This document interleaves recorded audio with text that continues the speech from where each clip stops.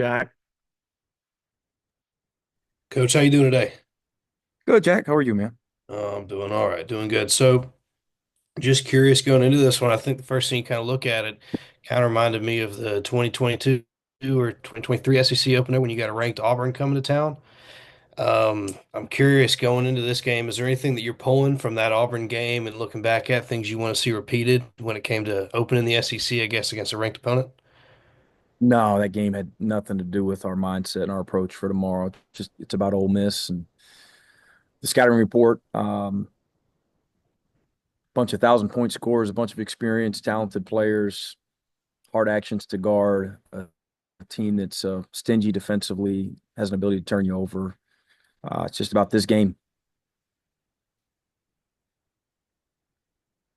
Next, we'll go to Sarah Tidwell with the Athens paper.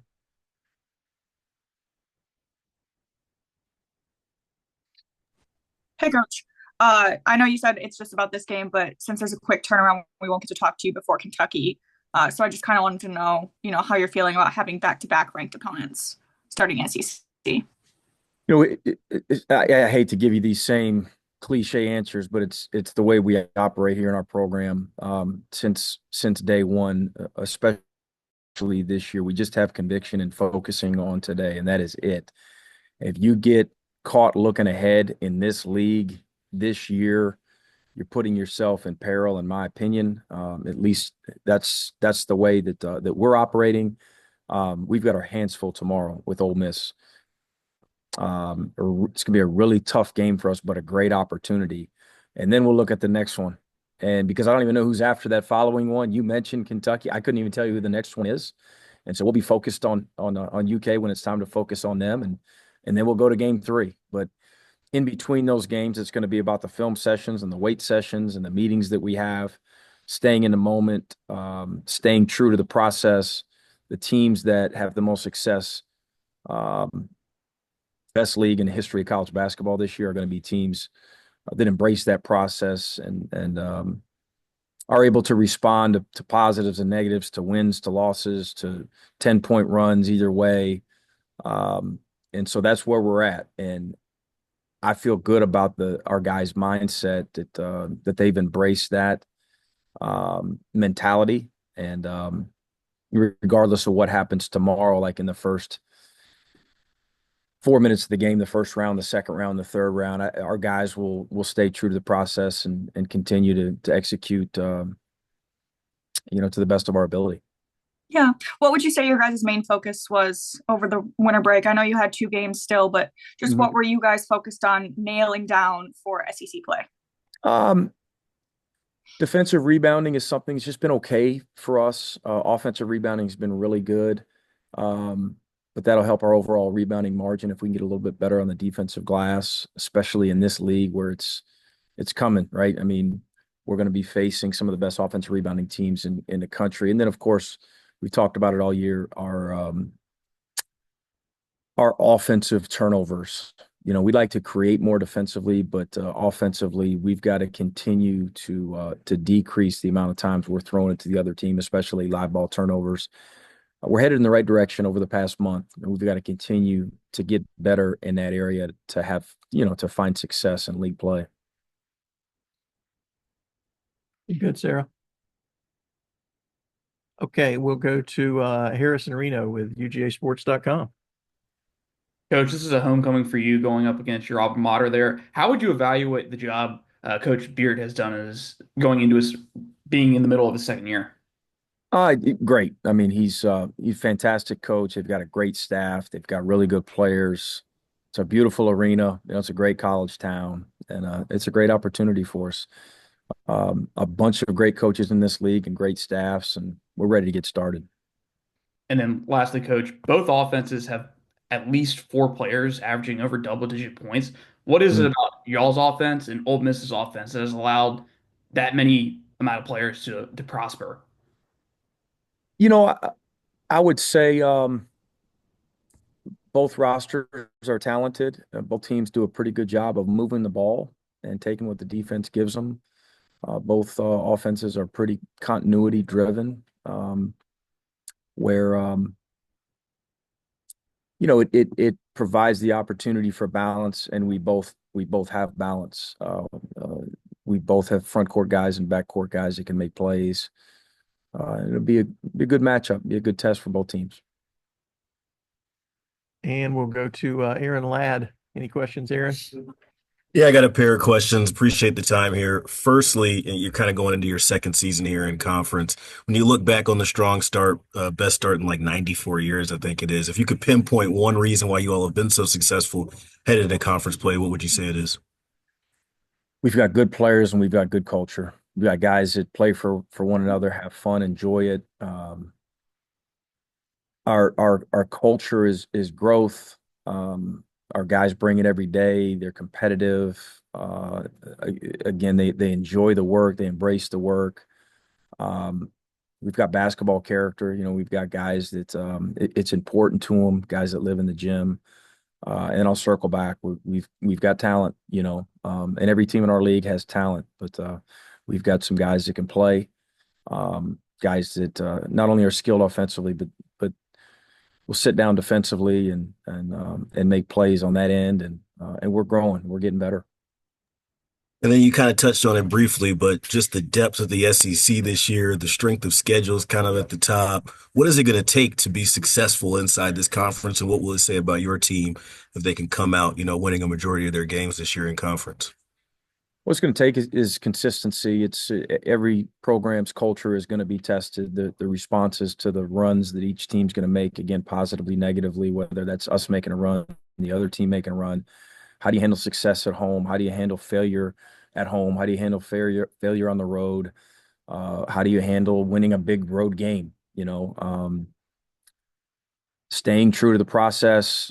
Who's going to get better throughout league play? Who's going to stay together through adversity? Um, Avoiding injury is always a factor, for every team in our league, of course. Um, Focus on the scouting reports. There's just a ton of factors. Those are the first ones that come to mind. All right. Go back to Jack Leo. Jack, any other questions? I know you only got one. Just want to double check, buddy. Yeah, no, it's all good. I figured we'd go on one-on-one, so that's on me. And I'm curious as well, just like looking at that starting five, same starting five all year, but a lot of SEC experience in those guys, even RJ, I mean, a couple games against that. You talk about the depth of the SEC. What does it mean that when you're starting all of these games, at least I assume for Ole Miss tomorrow, you're starting the game with these five guys, they already know what they're heading into. Not a whole lot of fresh faces besides Asa, of course. Yeah, we've got some continuity there, of course, and we've got continuity off the bench too. Assuming we don't make changes tomorrow, but who knows who will start tomorrow? Who knows who will be starting in 2 weeks and in a month? But we've got very good depth. We like our ability to come in off the bench, in the backcourt and in the front court and produce offensively and defensively. We like our balance. We like that we've got again a bench that's rooting for one another. We've got productive timeouts. We've got productive huddles. We've got some good things going. Again, with balance, depth, and a bunch of guys that complement each other in different ways. And then also, I mean, I see that Ole Miss, fouls a good bit, kind of points to that whole thing with the SEC being as physical as it is. Yeah. How does this team, at least compared to your last two at Georgia, stack up on the physicality side of things when it comes to, standing up in the SEC? Yeah, you mentioned fouls, and the other 15 teams foul a lot. We don't foul much at all, and I hope that it plays out like that. With the way that the games are officiated throughout league play.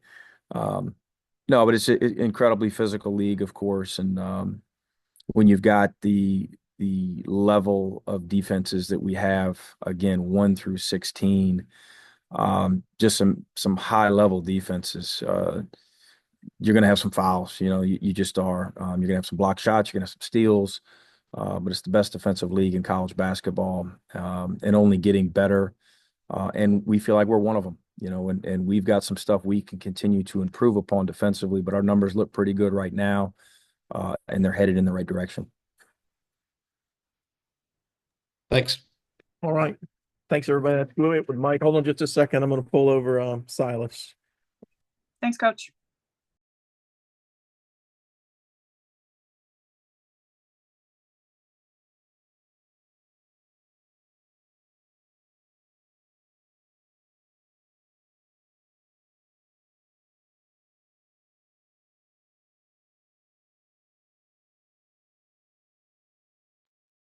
Okay, y'all. Just make sure we got Mr. Demary Jr. framed up as well as we can. Okay. We'll go to start this time with Sarah. Go ahead, Sarah. Hey Silas, just kind of want to ask you, how are you feeling going into SEC play with, I think the entire month of January you guys are up against ranked opponents. So just how does it feel going into that? What have you guys been preparing, that kind of thing?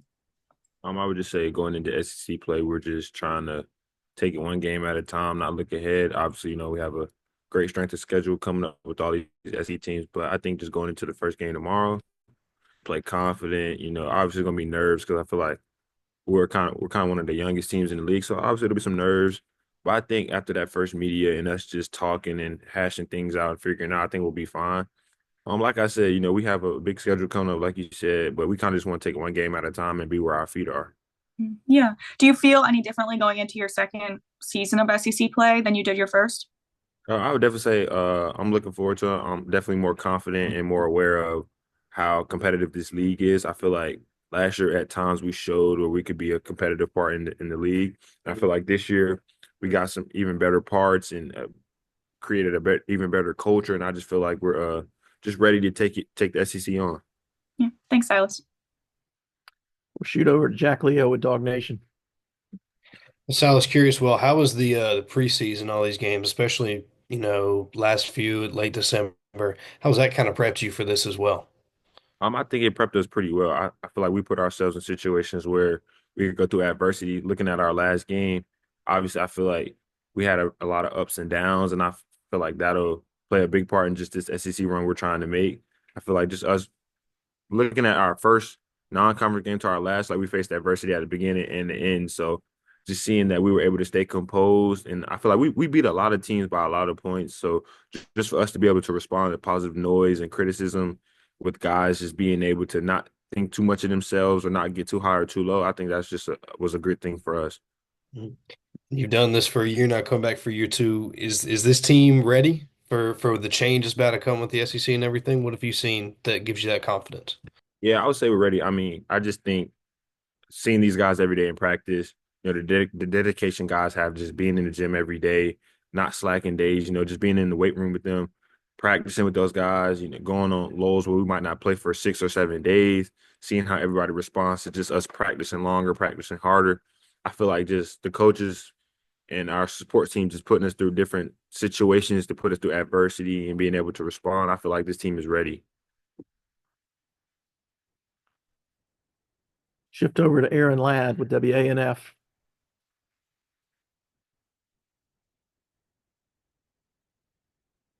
Aaron may be just recording at this point. So we'll go to Harrison, and then we'll give Aaron another chance after Harrison. Go ahead, Harrison. Silas, looking back on your first year in SEC play, what advice are you giving to the younger players who this is going to be their first SEC game? I would just say go into it with open thoughts. It's the first game, so you gotta be ready to make mistakes, play through your mistakes. I feel like Coach White has always been a coach that's going to explain to you what he wants, and even if you feel like you might be doing it wrong, he'll still explain to you, help you out. And then I also just think like guys just being ready. I feel like last year, first game I was kind of nervous, but going through the games, I feel like I picked up my level of play, and I just feel like just going into SEC play, you got to pick up your level if you want to be one of the great teams in the league. And then lastly, what do you think through 13 games is the biggest thing you've learned about this team? I think the biggest thing I've learned so far is how we play through a lot of adversity. I think at times we kind of dug ourselves a hole, like Coach said earlier. Uh, Live ball turnovers have been a big piece, and I think that starts with me. I got to be better with the ball. So just being the head of the snake, just cutting down some of those turnovers, and really just us trying to not minimize our mistakes and just capitalize on the other team's mistakes. I feel like that'll help us a lot. And yeah. All right. Thanks, Silas. Appreciate you.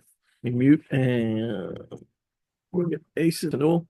And since Harrison is on the screen, we'll let Harrison ask the first couple questions. Asa, what are your expectations for your first SEC game? I just want to go out there and play my game, work with my teammates, and get a good dub.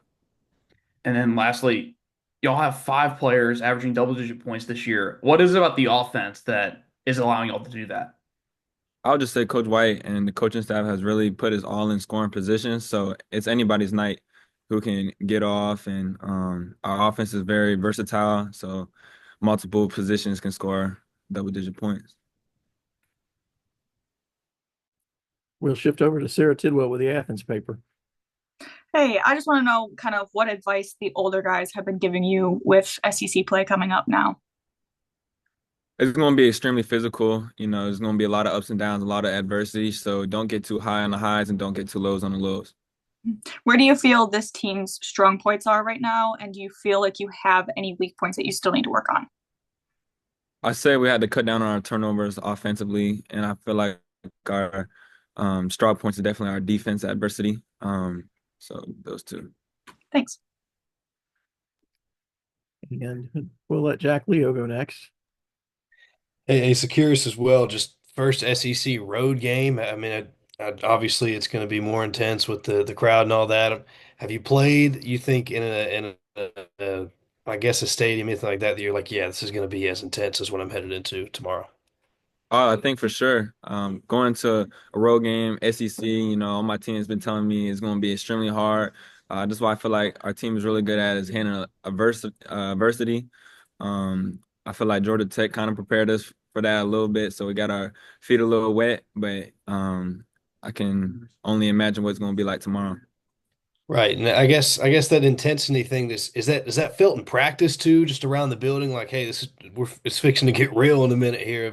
Have you noticed kind of an uptick in practice, I guess, as well? 100%. I feel like Silas has been doing a fantastic job getting us going. Uh, he always says it's SEC play. It's time to really lock in and tune up, and we're gonna get it tomorrow. So is there a specific message that he's saying with that? I mean, like, like word for word kind of thing? Uh, it's really just his play. When we get in huddles, he's always saying, "Let's get it, guys. Let's do it." And just really encouraging us, and he's really just showing us out there and with his play. Thanks, man. And we'll ask Aaron Ladd, but I think Aaron's just recording at this point, but want to make sure before we take off. I guess that's it.